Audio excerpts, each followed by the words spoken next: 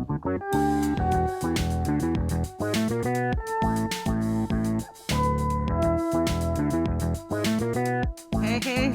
Oh, look at us.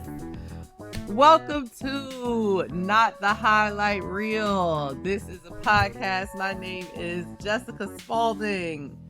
And I'm Melissa Mitchner. And we're excited to be here with you today. Exactly. I am the CEO and founder and chief everything officer of Harlem Chocolate Factory. And I'm the CEO and founder of the Bark Shop, a premier pet care company located here in New York City.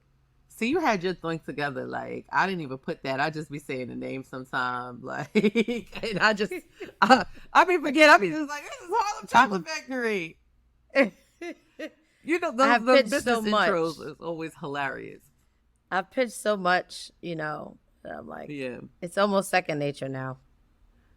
It's almost second nature there. All right, listen, I'm going to get there too. I see you on the front of me real quick. It's okay. It's okay. Well, we want to welcome you to Not the Highlight Reel. This is Not Your Mama's Business Podcast. We are flipping the business podcast on its head. Why we call it Not the Highlight Reel is, I think Melissa and we've been friends for many, many years. And I think it'd be great to just introduce like even how we met, right? Like Melissa hosted this business meeting at her shop. I was like a young burgeoning entrepreneur. I had just I won a business plan competition and I was working out of an incubator kitchen. I finally left my home kitchen to start my business. And I was trying to move into my own production space. And I did not know left from right, up from down. My business advisors at the time, they were all being very encouraging, but nobody knew what to do. What really happens? Because I hear what you're saying, you go in, you sign a lease, you read the lease, all those things. But what does it mean? And Melissa hosted this event. And when I walked in that room, this woman was so absolutely transparent. When I say kept it real.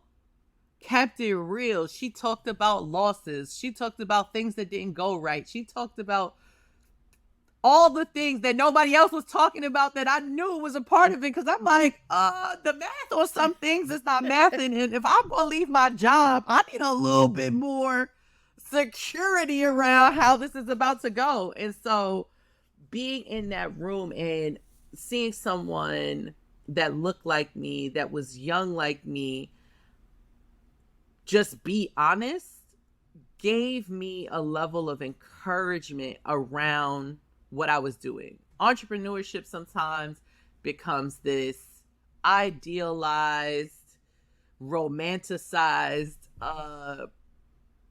highlight reel where everyone is just sharing those wins and sharing what's going right, and no one's and if they are talking about what's going wrong, it's for a second. And so what we want to focus on, not on some trauma sharing, this is not 12 years a slave, not at all, but we want to just spend some time on those moments that are not the highlight reel and give some people some encouragement on how you get through that. And Absolutely. If you're not ready, we want you to stay at your job, and it's okay. Yeah. And I think, as Jessica said, we met in a very transparent and vulnerable space. And, it's taken me some time to really get here. I think I had to grow as a founder and as a human being and just overall person. But who I am is always, someone that I'm an implementer, right? I'm an executioner. I want to get things done. But I also like sharing. And I think there's strength in vulnerability. So that's why we created this podcast. And I came to talk about, I'm here to talk about the good, the bad, but most importantly, the truth. I always say my legacy is not what I leave behind, but what I can leave in people. And if I can save someone from making the mistake twice, then we've already won. So I always say I'm learning that, so hopefully you wouldn't have to go through that. That's Right? I learned for all of us, my only hope is that you pay it forward because entrepreneurship is truly lonely. And being consistent is hard, but someone has to do it. And, I have tons of friends like Jessica and, people that have businesses, but we speak another language. This podcast is for entrepreneurs looking for that tribe, right? With your virtual tribe. This podcast is for people that are at their job and they've been working on a passion and they want to take it to the next level and they want to know what that actually looks like. That's what this podcast is for. This podcast is for if you're in the corporate ladder and you running it up, run it up, because all of those people are important in this ecosystem. Say that. Say that. So, we're here to talk about everything, all things, right? Like business, family, life, love, the pursuit of happiness, mental health. So this is an all-encompassing podcast. We'll be talking about real live events, just everything, because I think so many times you hear, oh, I made $1 million on Black Friday or like all these things, but what did it take? Who do you have in your camp? How do you raise money, right? I'm a first generation entrepreneur as Jessica of this level, and the first is always the hardest, but we're setting the foundation for our families, for our kids. I'm a single Black woman as a CEO. Jessica's a single parent, and how to navigate those spaces, and how to show up in all capacities, because it's not easy. And I'm definitely here to let you know what the boundaries look like, because I live in boundaries. So I'm really excited to be here. I think it's an honor for you to listen to us and welcome you into your space. But we want to be, as real and as transparent as possible, because like I said, if we can help you, if we can motivate you, if we can save you, that's what we're here for. Yes, and save $1, please. Jeez. Because the girls they showing, they're posting what they made, but they're not posting what they spent. Okay? And do not get tricked by Instagram. Like, don't. It's marketing, baby. And people are woefully underprepared when we've been at this thing for too long. And I think, especially in our community at times, the access to knowledge is gatekept. Mm-hmm. It's behind a paywall. I'm going to tell you how I do it, but sign up for my $99 thing. And I get it. That's your hustle, sis. Do it. But I find a lot of times that, and this is no shade to nobody who that's their thing, because that's like, if I figured it out, you have to pay for it. But there are emotional and multi-level parts to the process that are being wildly left out. Yeah. Okay, yes, you need somebody to tell you how you sign up for your EIN and whether or not you should choose a LLC or a C Corp. Like, yeah, that's great. But is somebody going to talk to you about how you handle the guilt of missing your third kid's performance? Yeah. Who going to talk to you about that? Who going to talk to you about when the math literally isn't mathing just right now, but it will in 6 months, and you can't find a access point to the money? Yeah.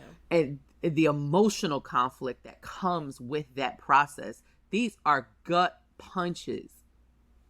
Yeah. And people are speeding past it. Good. Absolutely. I mean, I know we always talk about, human capital, but we don't always talk about the human debt that comes with, being a Black founder, right? Or a founder of color. It's like, run that back. So, yeah, human I think, debt.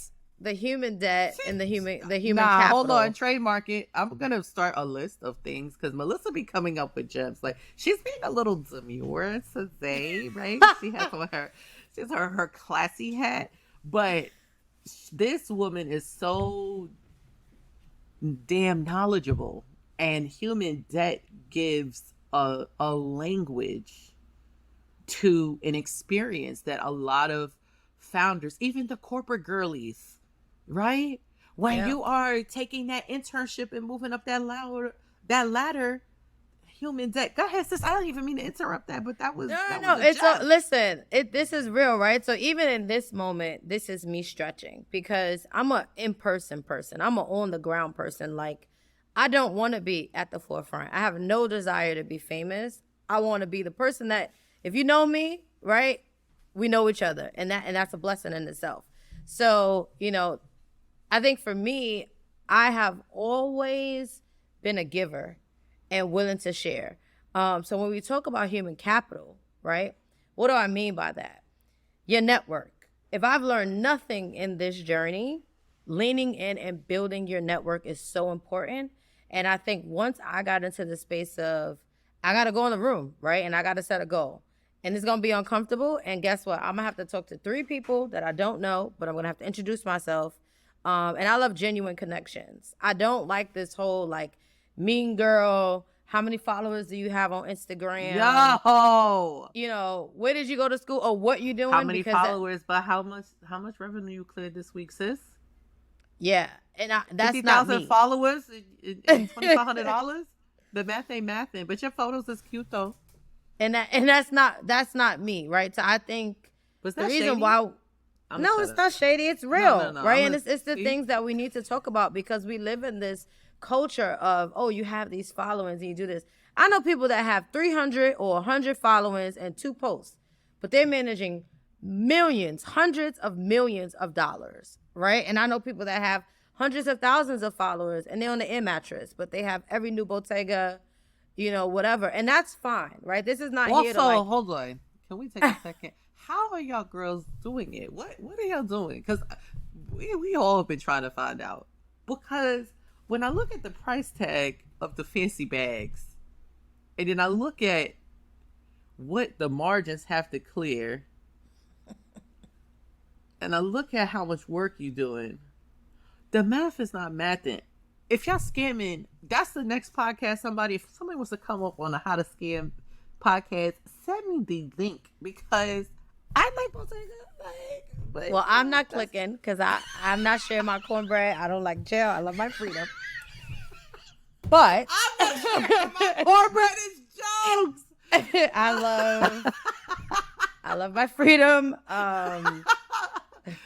Listen, but also entrepreneurship don't always pay, okay? Right? Like, I was wearing the same pair of pants, y'all. I had the same pair of shoes for like a year. I was walking. I thought that I stepped in a puddle. And I got to the house and I took the shoe off.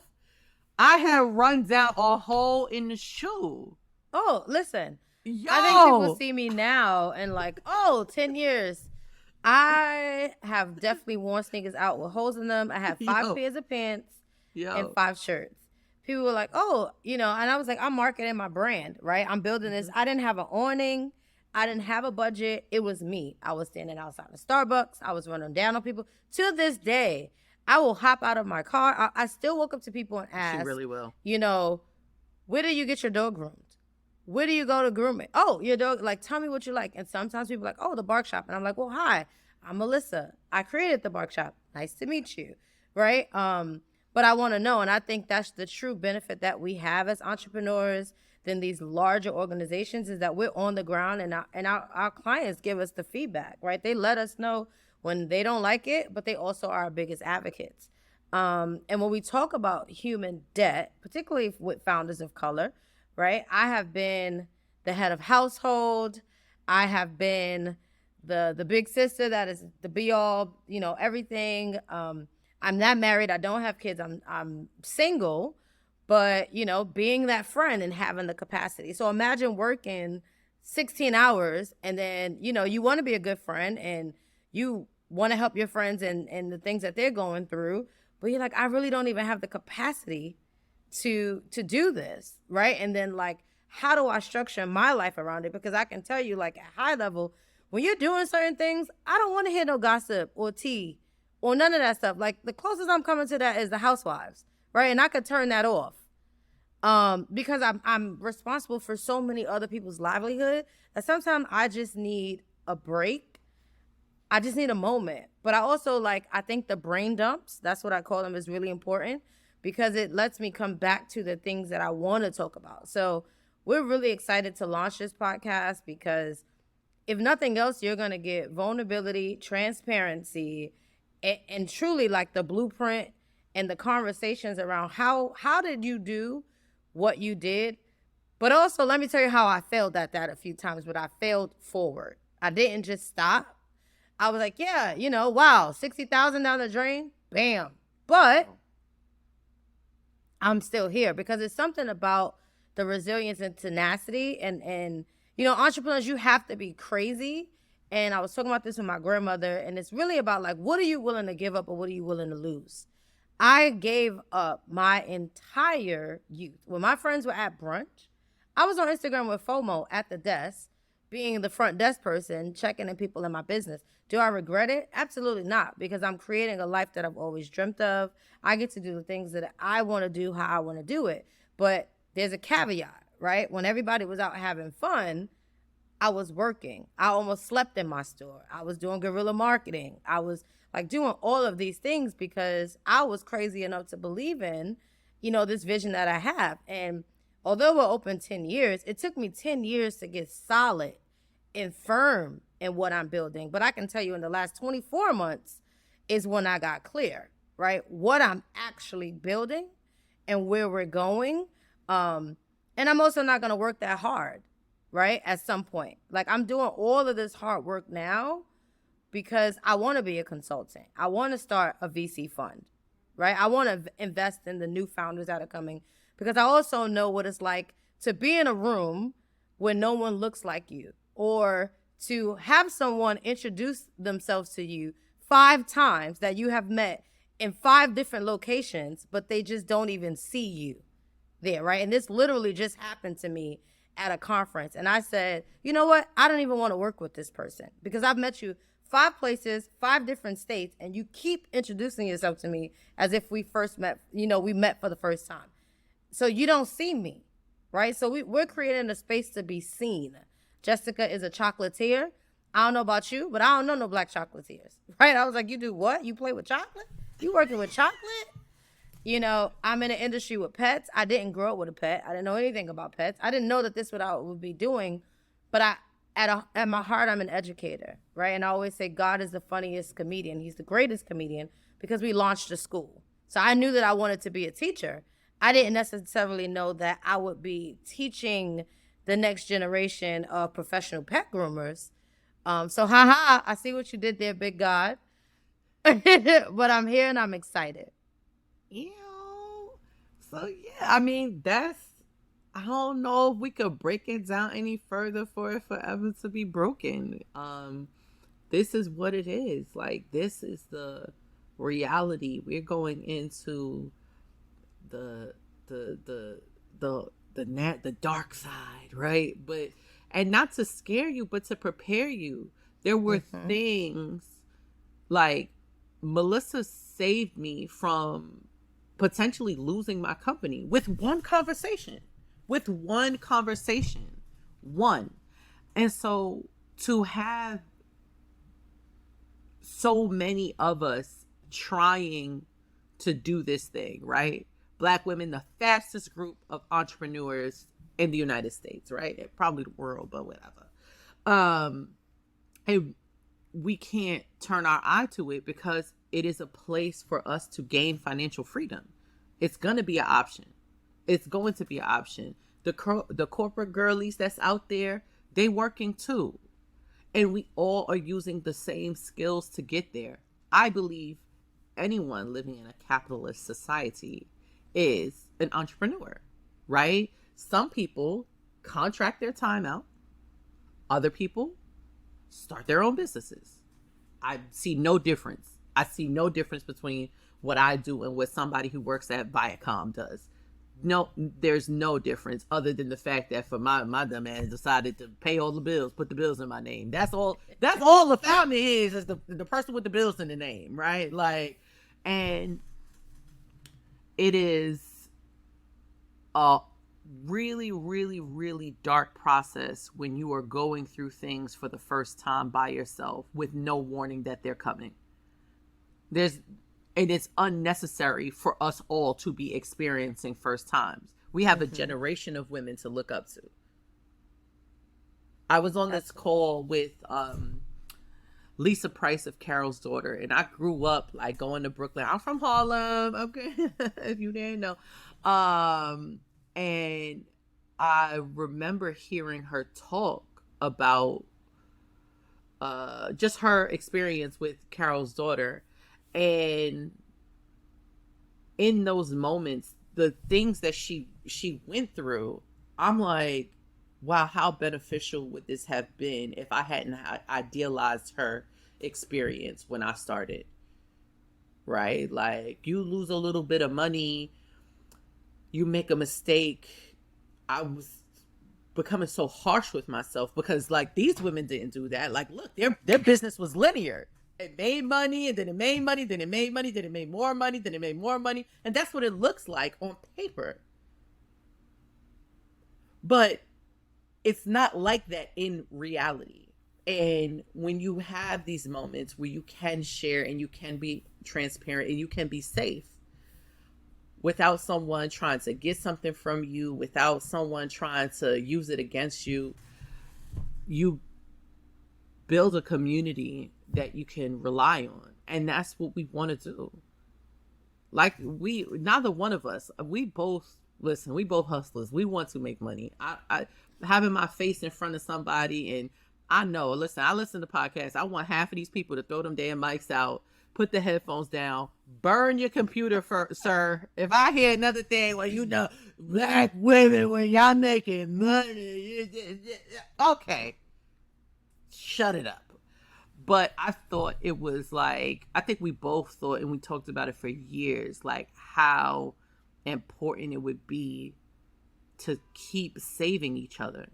Melissa saved me. My contract, she saved me from a contract where I was having lawyers look over it. And the lawyers are skimming it and, okay, yeah, cool. But she convinced me. I had 3 lawyers look over this contract. And what one lawyer didn't find, the other lawyer found. And what that lawyer didn't find, the other lawyer found. And it saved me from someone writing in a clause to take my company.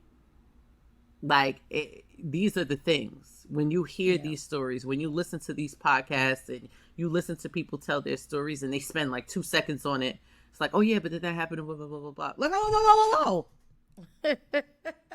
wait. Run that back? You said you lost $1 million? How? Like, how? And if you were not prepared for that, the mental stress, I tell everybody, I remember this time I was going to the train, I lost $10. And I was heartbroken. You know what I'm saying? Like there wasn't a person broker than me. Yeah. And losing that $10, if you ever been on the train on 107th Street, MTA, please figure out something with the aerodynamics are horrible. When you're walking down the steps and the train comes, it creates a wind tunnel that can disrespect your pockets. And y'all owe me $10, and I've been heartbroken since 2013 about it. And I lost my $10, and I love that moment now because it prepared me for when I lost 50, for when I lost 100, when I lost 500,000. Like, do you know what that feels like for as a person who did not grow up with that access to lose those amounts? You have to be prepared. Mm-hmm. Without that preparation, those blind sides can take you out. It's nothing that you can do really to prevent it. You're a first time founder. You're gonna make mistakes. That's what it's about. But if you have a community that can ensure and assure you that your mistakes don't make you stupid, your mistakes don't make you horrible, your mistakes don't make you bad at this.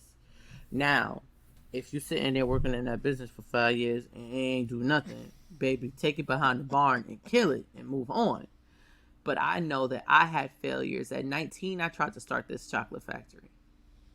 And when I failed at it, really all I did was give away like good tasting chocolate for free. And that was my business model. I made chocolates, I gave them away, and then I thought in my head that it was going to cause people to start ordering them. Like, right, when they taste it, you just, you get it in front of the right people. I'm going to all the little celeb events and having people taste it. Oh, this is delicious, and blah, blah, blah, blah, blah. And you just think that's what you assume the model is. Mm-hmm. And when that didn't happen, and I ran out of money, and people were only calling me to give them out for free, I was broken. Entrepreneurship means I failed. That means I'm a failure. No, that ideal failed.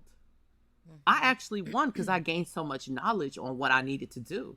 And I came back harder than ever. And your failures don't make you a failure. But we can't be afraid of that word. Things are supposed to not work. So it can show you what does. Absolutely. And we need to have a community for ourselves.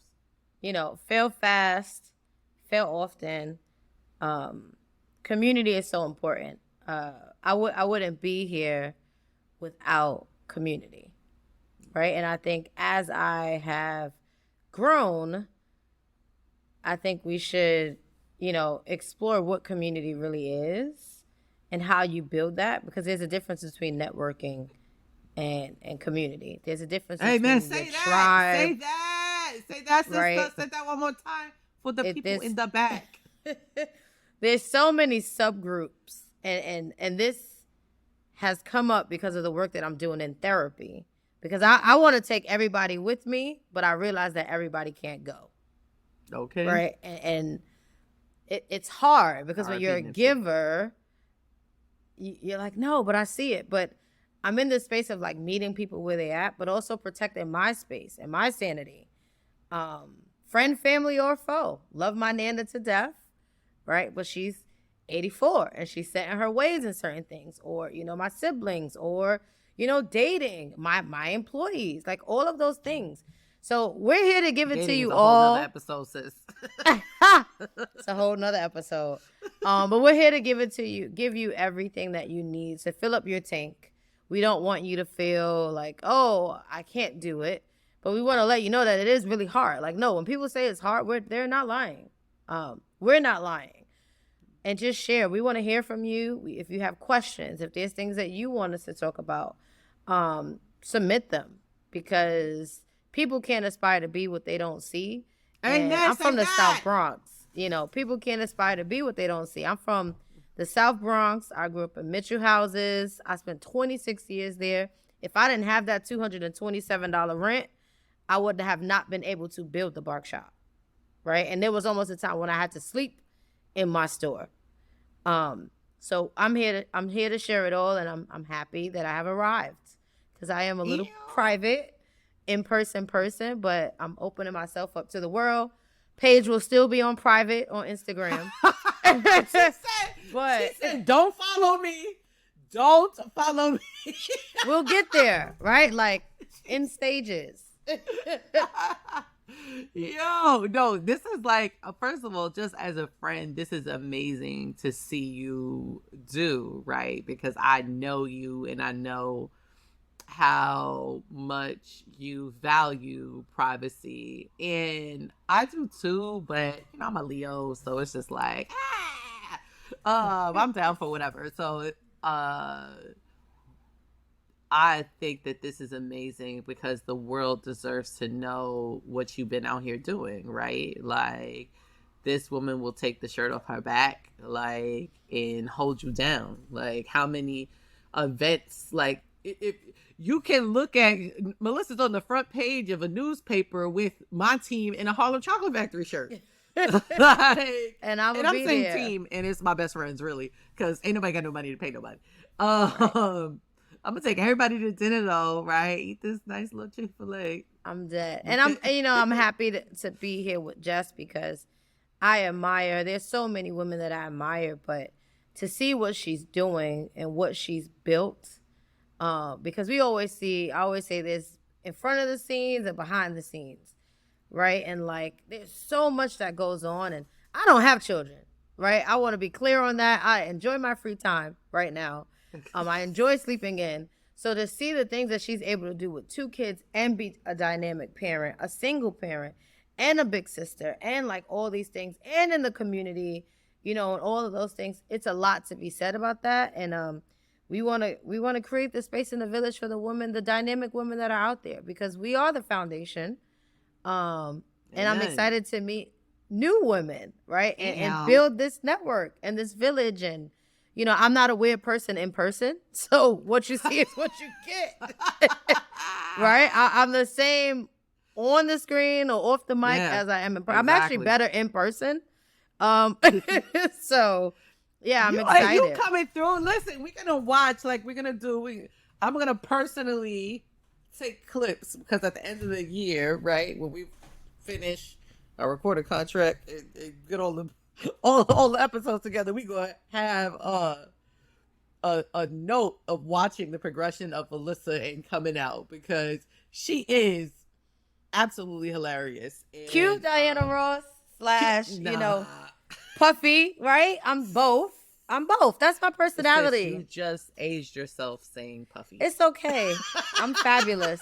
So I'm fabulous, and I'm fine with that. So and I am just as insane in person. There was a long time that I was juggling personalities, and this is who you have to be, and this is who, like, it's crazy. And then, like that voice, like, oh my God, like, hello, this is Harlem Chocolate Factory. And just juggling it and trying to make sure that nobody could see my upbringing, right? Because I need to guard that, because it'll make you try to play me. And I can intellectually curse you out. I have the ability. So I cannot hold on to different personalities and walk into rooms and be different people and check which person I gotta be. And I felt that pressure my whole life, right? Like, you cannot let it slip, and it drives you crazy. Then the personalities start meshing and you accidentally say something in the wrong spot. I'm over here saying pause in the middle of the business meeting, like, oh, I didn't mean to say that. That was ignorant. But it's just, you know what I'm saying? But if I just show up to spaces and just allow myself to be, and I realize even that fight and that tussle internally about who I am was so mean, because all of those versions are me. I'm a dork and a hood rat. and both can coexist. Yes. It don't have to be either or. And so we want you to feel, just come here as you are, and whoever you are in that moment. I'm probably a little bit stranger in person than on here. Like, I just be, all right, who are you? And then wrapping up, and I guess it's a great time to kick off Melissa isms. I'll leave you with this.